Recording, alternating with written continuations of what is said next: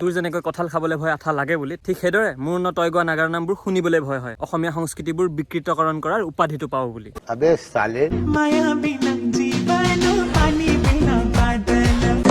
কেলাই 1.5 ফুটীয়া চাৰ্কাছৰ অৰ্ধচন্দ্ৰকেইটাক ৰাস্তাত কোনে মেল দিলেও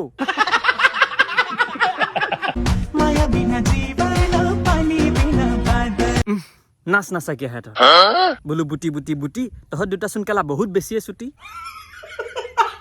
নহয় মানে চাওক অসমত যিটো সময়ত চলি আছে প্ৰকাণ্ড বান যি বানত হেৰুৱাইছে বহু লোকে প্ৰাণ আৰু বহু লোকে স্থান তেনেস্থলত চাওকচোন ইহঁতৰ কান্ত জ্ঞান নাচি নাচি সিহঁতি নিজকে চিনাকি দিব বিচাৰিছে যে সিহঁতি বহু প্ৰতিভাৱান